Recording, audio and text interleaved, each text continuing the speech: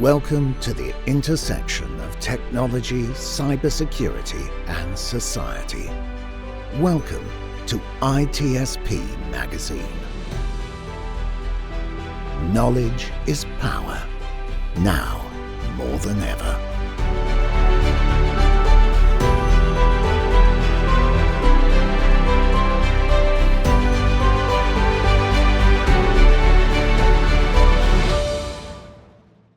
Hi everyone, my name is Chloé Messdaghi and welcome to another episode of ITSP Magazine's Secure Your Strategy. And today I have a special guest. I'm going to have Tom introduce himself. Tom, welcome. Thank you for the welcome. It's great to be here. I'm Tom McVey. I'm a solutions architect at Menlo Security. And happy to be here. Hopefully we'll have an interesting chat today. Well, I'm excited for this. We're going to probably dive into AI, of course, because that's what everyone is talking about still today. But in particular, it's always interesting to see how people in security are talking about AI in a sense. Some still are like talking about like, well, it's not true AI, it's ML. So call it ML. But then, in the developer world and everywhere else, people are using the term AI. It's now become that catchphrase, but also is the way that now we establish, things like ChatGPT and anything that's generative AI. So let's kind of dive into first. I would say, a lot of topics have been sensationalized in the news, but also even in our own industry of security. So what are some of the topics that you say that are like more sensationalized versus more of the reality that we need to focus on? Yeah, I think you're totally right with the word sensationalized. I mean, every headline on AI today is it's going to end the world and everyone's job is under threat, like everything. How many articles have you seen where it is literally a doomsday kind of? It's end of the world as we know it. I think that's sensationalist, isn't it? Very much. I remember when Elon Musk told everyone like, hey, we should put a pause on AI. It's bad for the world and everything. We're not ready for this and the impact it has. But then secretly behind scenes, he was creating his own AI product. Yeah. Yeah, that tracks. I think. Yeah, right. The call for the pause is I don't know. I always thought it was very silly because there's no way to really enforce that, and all you're doing is giving basically any company that doesn't agree, or even if you do it on like a national level, you're just giving other nation states like a head start of 6 months. Basically, you're never going to actually get everyone to pause. And there's been other technologies that have been that impactful in the workplace. I mean, the internet in general, social media, pretty recent still, I think all in our lifetimes. So and there was never any cause for, let's halt the internet for 6 months. So it seems a bit over the top, in my opinion. Yeah. And I mean, it's kind of like you got to put it back in the box kind of situation. Like you just imagine like as a child, like you get a toy and then they're like, oh, no, you can't play with this. You're going to have to wait for about 6 months, put it back in the box and then put it in the closet. You just can't take away something that's already been kind of given or has been, shared with society. Because we're all using it. Well, not all, but many of us are using it, especially ChatGPT. Even my dear mother is using ChatGPT and my grandma and such to help them do things. So when you start hearing that, you realize, okay, this explains why it's been the fastest growing piece of software, if you can call it that, really, web application in the world ever, faster than Instagram, Facebook, 100 million users in no time at all. So yeah, everyone really they all are using it. Yeah. Yeah, for my dad, it's like flight reservations and trying to come up with an itinerary. He used to spend days kind of coming up with that. Now it's just like minutes. Yeah, hey, create me an itinerary to see the city Rome in 3 days. I want to focus on historical areas, but also take me to some nice pizza restaurants. And I mean, what it puts out sounds legitimate. You might turn up and realize that there is no restaurant called Joey's. And then you're like, oh, okay. It can sometimes be confidently incorrect, Right, that hallucinations is so true. You just imagine that just showing up on your holiday and then just be like, where's this pizzeria? It said it would be right here, but it's like a pawn shop or something. Yeah. Yeah, I can imagine that happening. Yeah. Yeah. So, okay, so we've talked a little bit about like how I guess society is using it right now. Well, generative AI. But the thing is like, how is AI being used right now when it comes to security, especially when it comes to defending, against attacks and so on? Yeah, I think the public has figured that AI is incredibly useful in the last year or so, really, maybe two. But AI has been, at least in the form of machine learning, present in cybersecurity for at least as long as I've been there. So it's coming on like 8 or 9 years now, and it's been used for its kind of primary goal. When you look at AI versus humans, the main thing it's good at is taking a large amount of data and drawing conclusions from it, and it does that much better than any traditional algorithms and humans, of course. So in things like sim tools, which are basically like log collectors, so every single device, security product in an entire network is going to be spitting out logs which say, oh, this person did this at this time, or somebody downloaded this file. And there's hundreds of thousands of these things coming out every day, especially in the big organizations. So to have like a human team going through them is just impossible. So it's where AI has been used previously, is to analyze all of these different logs and all the different things, and then try and draw conclusions from it to correlate the logs, and then let you know, oh, this person downloaded a file. He normally doesn't download files this big, and then he's accessed 3 different areas in the network which he's never accessed before. And it's that correlation now that's going to trigger an alert. And machine learning has been used for these kind of alert triggers for a very long time. But in general, with IT, with cyber, or really any industry you work in, if there's a large set of data that needs correlations drawing between it, it's quite probable now that there is some form of AI or machine learning working on that today, to be fair. I just see as like helping take care of the alert fatigue. That's like, a really good thing for like SOC analyst ones. Like that's gotta be really tricky to like try to, keep an eye on everything, and then, getting all these alerts all the time. Of course, AI, the best thing that when it starts working, or ML, either way you want to call it, it's really about the data that you put in and the policies that you set, and you can make it stronger and better. And with more people using it, it starts learning, which is fantastic. Yeah, it's the amount of data and the data quality that you feed it. I mean, I think everyone has noticed, captures online used to be just weird letters and stuff. Why am I clicking on like what's the motorcycle? Which part of this is a traffic light? And it's like, oh yeah, well, I'm feeding the algorithm, it's getting training. What kind of thing are we trying to train at the minute, really dramatically? And it's obviously self-driving AI, and those captures are feeding in to that whole process. You don't really realize it, but yeah, the quality of data is super important, and it's why you can't just click your fingers and make successful AI. It does need that quality of data. One example is like the way hands look in AI generated images are still not correct, because it's a very complex object, really, a hand. It's at every different angle looks very, very strange, very different. You can manipulate it in a lot of different ways. So AI hasn't got the hang of it yet, because it just hasn't had enough data to learn on, and hasn't had enough time yet. But like you say, with enough time and data, anything is kind of possible. We might look back at this time and think, wow, yeah, ChatGPT used to be so rubbish, and now it's a million times better, even though we're all, singing its praises today. It's going to advance quickly. Yeah, I would say it would be probably something like equivalent to like Yahoo search versus Google search. Yeah, good old Bing. Right, good old Bing. No, Ask Jeeves. Jeeves. Oh my That's God, Ask Jeeves. Oh, we totally did it ourselves at that point. So how do you think AI can impact the workplace? And what are some things that we need to be aware of, especially leaders in the space? It's dramatically going to impact the workplace, and there's almost no workplace that won't be affected, even if it is just colleagues helping it to do more menial tasks like writing basic email. I know friends and family that they have to send out like an email explaining to customers that this is what's happened, and they can do that much easier with ChatGPT.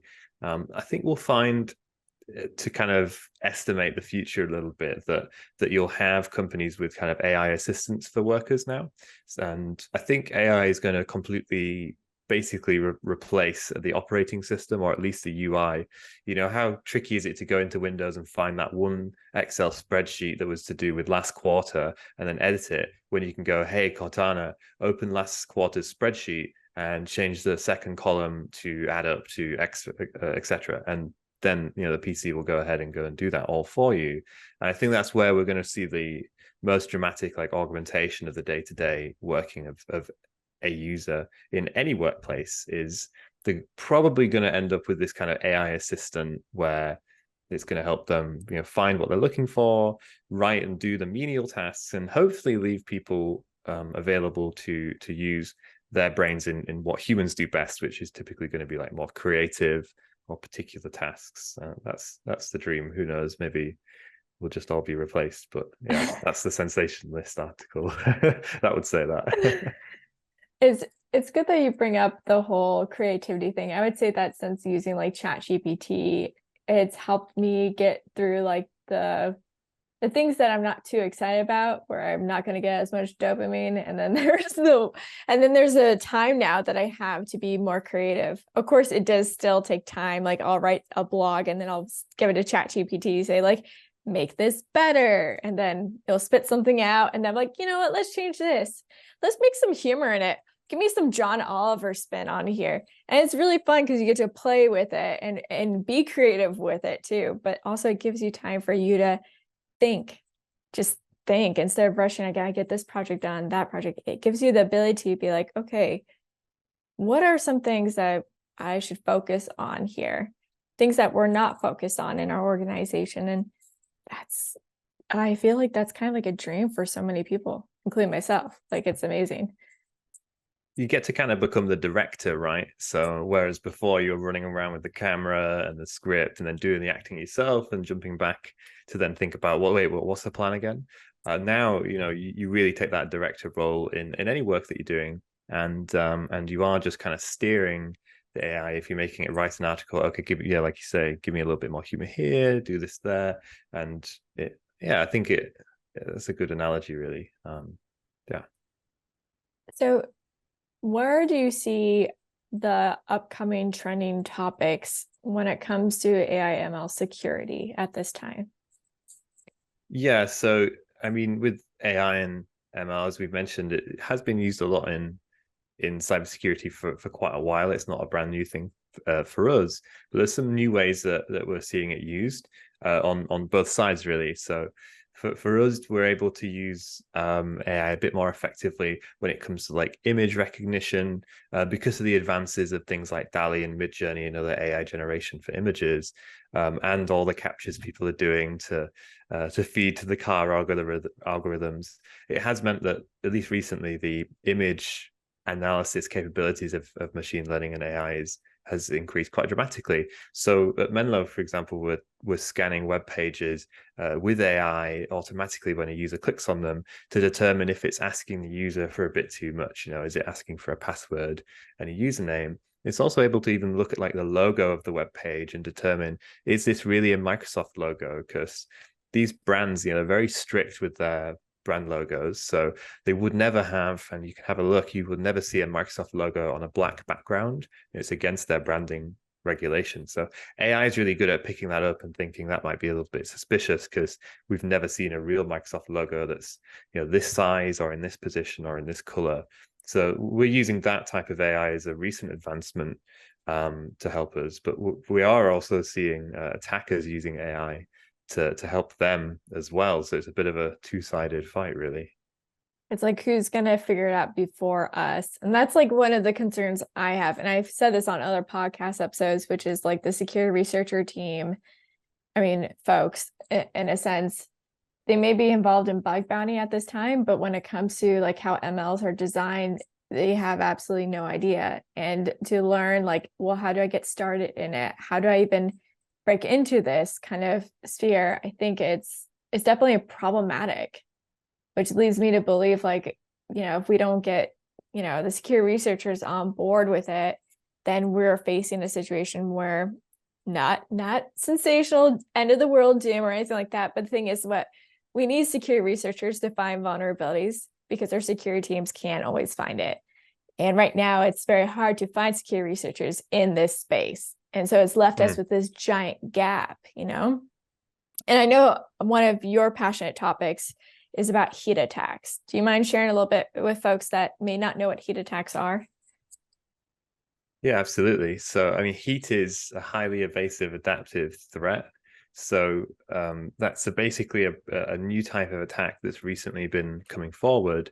And we've been tracking them for about, I think the earliest ones we've been seeing were about 2, maybe 3 years ago, but they've sort of been dramatically increasing in the last year and a half. And it's a new type of threat that's basically custom designed to bypass more traditional security measures. So obviously your antiviruses, maybe a firewall, or traditional web filters, these kind of mainstays of cybersecurity, which everybody at home will have heard of an antivirus and a firewall, and it's because they've existed for quite a while. These threats are basically custom designed to bypass them. And it does that in a few different ways. There's lots of different types of heat attacks, but the ultimate situation is that that users can just click on links and be infected immediately without pressing a download button, without their antivirus being able to tell that anything that's going on, going straight through the firewall and infecting you. I think that's something that, at least when I speak to some friends, they don't really realize that just clicking the link can actually infect you. I think a lot of people think you do have to press, the download button and then open the file, which is true in some cases. But these heat attacks have techniques where literally all you need to do is click on a link and that's it. Game over. There's embedded HTML and JavaScript that can infect you just from the web page itself. So it's kind of scary. You really have to be careful with those clicks. You can't make that decision after clicking, go, oh, no, that does feel a little bit dodgy now, because with these attacks, that would already be too late. So how can people stay safe in these situations, besides not clicking on a link, but say like the link looks totally normal to an average person and they're still going to click it because like, oh, this looks like it's fine. It looks like the email came from my grandma or something, Yeah. And there's spear phishing attacks that may even try and pretend that they're from your grandma or maybe from your boss and such, that really are so well crafted that you cannot really put the onus on the employee to actually not click it. Absolutely. I mean, we're seeing a huge rise recently in the technology called remote browser isolation, or RBI, sometimes just called isolation. And that's the idea where you essentially want to keep the web page that's running away from the user and their device. It's kind of like an air gap for the internet. These attacks are coming out, but there's one thing that still rings true, which is that if an attacker wants to be able to infect you, they have to run some kind of code on your computer. They have to run executable content of some description, whether that's a file or something else. So if you are able to basically air gap your device from the internet and make sure that you basically never run any kind of code on your device from the internet at all, then you can be protected in any circumstance, even if a user does click on a very convincing link with these heat attacks. And that's a technology called remote browser isolation, because all of those all of the executables which would normally run on your device are instead running in a remote browser, which is based in the cloud. So you kind of take all of the risk away from your computer and you put it into a very disposable computer in the cloud, a virtual one. So if you do click on a malicious link, then it's that virtual computer that's infected rather than yours. And that's kind of the technology we're seeing, which really is the only one that has any chance against these types of threats, because otherwise it's just a cat and mouse game, and you may come up with an answer now, but then the attackers will eventually outwit you, as we've seen. So yeah, keeping yourself away from the actual code on the internet is the only surefire way. Yeah. And for those that are like, well, I don't know if this is my boss or not my boss kind of situation, and you get a text message supposedly from your boss, I'll be honest with you, why would they sign off their name? thanks, full name. Yeah, if Like, you want to be convincing, like, you would just put like, right? okay, full stop. Oh yeah, Yeah, that's my right. boss. Yeah, yeah. It's not Yeah. giving me anxiety at all. Yeah. Then I I'd be always, convinced. Yeah, click on right? the link. I always notice I'm like, every time I get like a smish, and I'm like, why would you sign off? Like, I just don't understand. No one signs off in a text message like, hi Tom, I have this important deliverable. Can you please, deposit the following things to this account? Thank you. I don't know, John Roberts. Like, Yeah, it's a bit over formal. Sometimes they go a bit too far, right? Yeah, yeah. yeah. It's all the fun of social engineering, and that's a really interesting topic, really. I'm not sure if you've seen, there's a really famous video of a lady that calls up a random person's bank and is like pretending to be his wife, and she's got some kind of audio device that's playing back like the sound of a crying baby, and Oh she's just like, yeah. oh, I'm so sorry, my husband's out, and oh, I'm sorry, let me quiet down, sorry. Oh, can you just let me in the account because I really need to get this delivery? And then the guy's just obviously, oh, of course I'll help you, and then just forgets about all the security measures. And yeah, maybe those smishes need a bit more of that They energy they where need they it's need some better so training, convincing. Yeah, yeah, because you can get completely fooled, but if right? you're just signing off your full name, then it might Uh, be a bit over formal. I don't know if you did you ever read this article in the New York Times? It was around mid-February where a journalist was playing around with Chat GPT and trying to social engineer it for information. And at the very end of Yeah. this long situation, Chat GPT professes its love. Oh my God, it was so good. Yeah, it's funny how you can even do social engineering with ChatGPT or other generative AI. Like, I'm not sure if you've heard of personas, but you can kind of trick it to removing its guards that would prevent it from generating malware or doing something it shouldn't. So there are ways to trick it into doing that, and we see some attackers even utilizing ChatGPT to create very convincing phishing emails, and even to generate malicious content. You can trick it to do that. So yeah, gone are the days of the really badly constructed email, which is like, you've won $1 million, click here to claim it. And now you've got AI driven, very convincing looking spear phishing, which, as long as you don't sign off with a full name, I think catches some people. Right, or Prince from Nigeria, that Yeah, one yeah, too. gone are those days, right? It's all Right. much more slick now. Yeah. Oh my God, I can have a castle. Click, click, click. Yep. Like, yeah. I think always the conversation people have is like, well, it's not real AI yet or anything like that.